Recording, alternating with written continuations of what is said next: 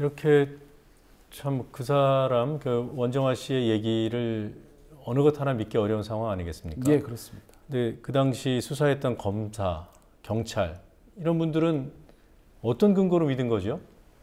그러니까 그것이 저희가 사실은 변호인으로서 이 재판이 확정되었기 때문에 말씀드리기 굉장히 좀 신중한 부분이기는 합니다만은 저는 개인적으로 원정화 사건을 직접 변론을 하지는 않았습니다만은 원정화 씨로 인해서 간첩 혐의를 뒤집어썼던 두 분을 제가 직접 변론을 맡으면서 원정화는 절대 간첩일 리 없다라는 확신을 지금도 가지고 있습니다. 네.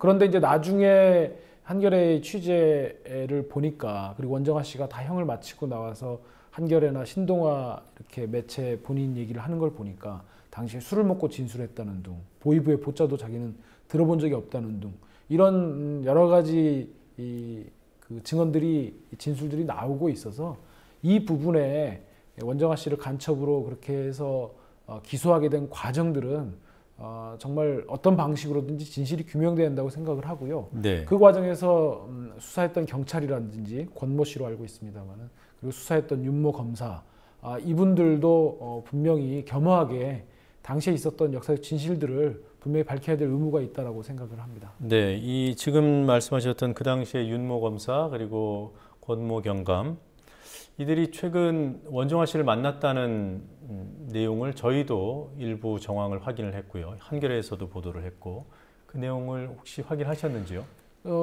저도 이제 전에 듣고만 있었습니다. 사실 개인적인 말씀을 좀 드리자면 제가 법정에서 원정화 씨하고 정말 그 고성을 지르면서 이제 증인신문을 해야 되니까. 네. 했고 그때 원정화 씨가 이런 말씀하셨어요. 나에 대한 얘기는 묻지 마라. 그러니까 그때 이제 황모대위 사건에서 제가 했었는데 내가 황모대위하고 있었던 일은 다 말하겠는데 내가 간첩인지는 묻지 마라. 이렇게 저한테 소리를 지르기도 했고 또 같이 변론했던 우리 장경욱 변호사님께 있을 당시에는 그 황모대위에게 황모야 너 지금 민변 변호사들에게 속고 있다.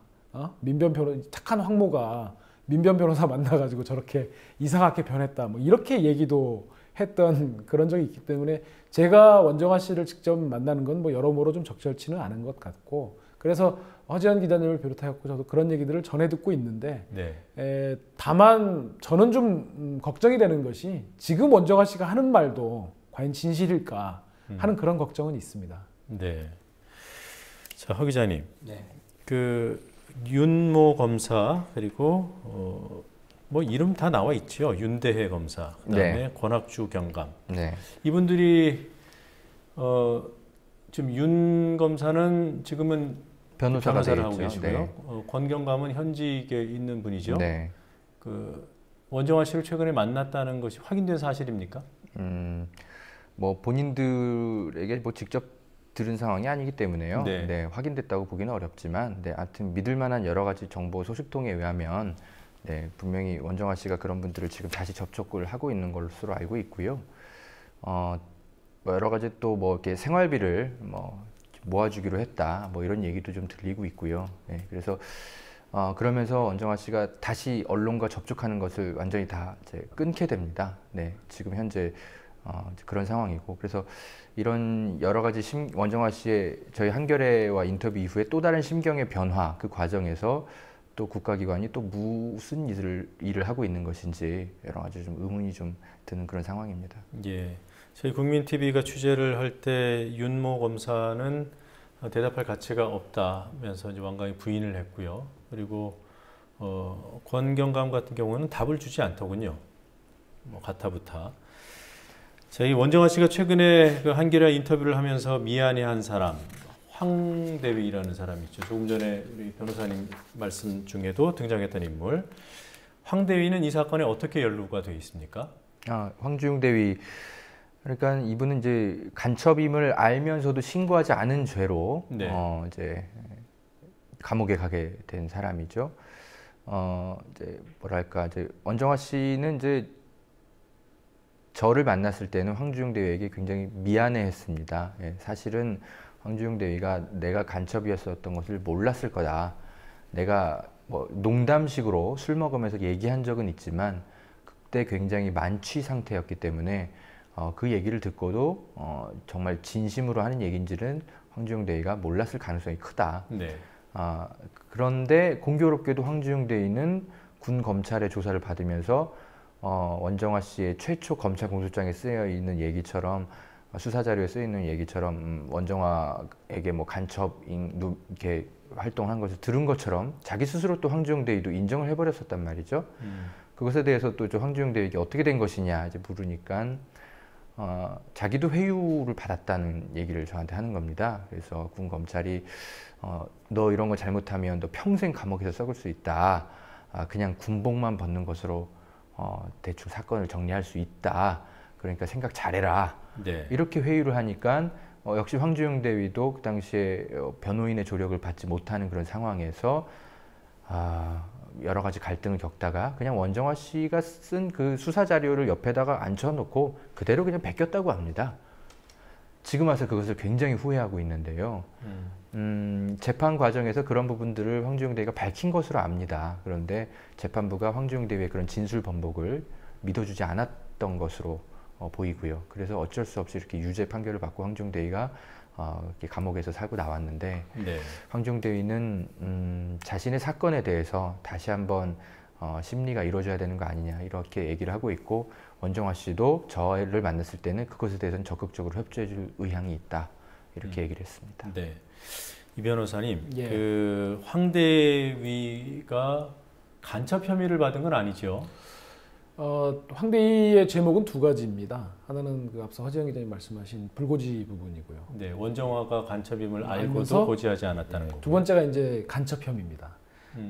이제 간첩이라고 하는 게 사실은 우리 국가보안법이 굉장히 간첩의 범위를 허술하게 넓게 잡고 있는데요. 그 반과단체 또는 그 구성원의 지형을 받고 대한민국에는 해가 되고 반과단체에게는 이익이 되는 온갖 사실, 그걸 국가기밀이라고 합니다. 그것들을 네. 수집, 중개, 전달을 하게 되면 그것이 간첩죄가 되는. 그래서 이 문제가 되는 부분은 그 대한민국에는 해가 되고 반과단체에게는 이익이 되는 사실이라는 그 부분인데요. 이걸 네. 국가기밀이라고 해가지고 굉장히 넓게 인정을 하고 있어서 사실은 우리가 흔히 말하는 간첩과는 여러 가지 좀 결을 달리하는. 그래서 최근 법원 판례를 보면 노무현의 왼팔 안희정, 오른팔 이광재 뭐 이런 것들도 북한에 전달되면 국가기밀이 되는 그런 좀 이해하기 어려운 상황인데 어쨌건 당시 황주영 대위는 그 간첩 혐의로도 기소가 되었었습니다. 네. 지금 기억에 4건 정도로 기소가 되었는데 그 중에 보면 황당한 게 어떤 게 있냐면 그때 당시 이제 원정화하고 속초에서 만나가지고 그 황주영 대위의 부대가 저 속초를 지나서 있었거든요. 그래서 강릉에서 만나고 속초로 지나가고 이 길로 이로 쭉 올라가면 우리 부대가 있다. 이게 국가기밀로.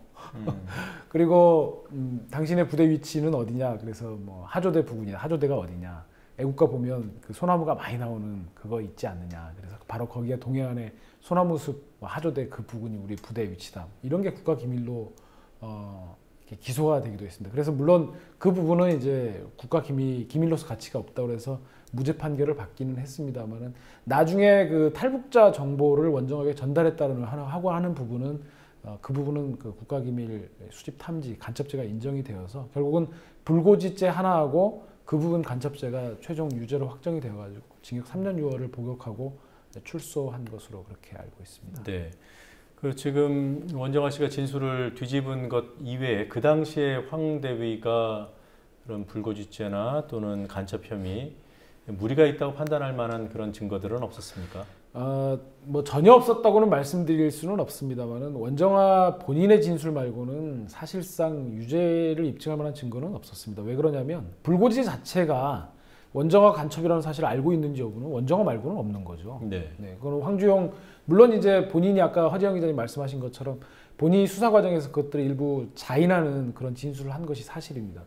그 과정에서 사실 저희가 그 군 기무사의 회유 협박이 있었다라는 부분들을 입증하려고 노력했지만 그것이 받아들여지지 않았던 부분이 있고요. 본인 진술을 빼고 나면 원정화 간첩이라는 사실은 원정화 말고는 입증해줄 만한 증인이 없었던 것이고 그 탈북자 정보를 본인에게 자기가 간첩인 줄 알고도 탈북자 정보를 그때 당시 일부 그 안보 강연을 오는 탈북자에 대해서는 원정화하고 이러저런 얘기를 한 것이 사실입니다. 그것이 이제 탈북자 정보의 전부였던 건데요. 그것을 결국은 이제 핵심은 원정화 간첩인 걸 알고 그 얘기를 해준 거냐 아니냐 하는 것이기 때문에 결국 그것도 원정화 본인의 진술만이 가장 유력한 증거였을 뿐이었던 거죠. 근데 저로서는 좀 황당한 것이 지금은 원정화가 화재현 기자님을 만나가지고 그때 뭐 농담식으로 했다는 둥 그 부분을 이제라도 협조해주겠다는 둥 이렇게 얘기하지만 그때 법정에 나와서는 굉장히 단호하게 얘기를 했고 심지어 황대희에게 주영아 내가 그때 너한테 분명히 그렇게 얘기했잖아. 내가 간첩이라는 거 너한테 분명히 얘기했잖아.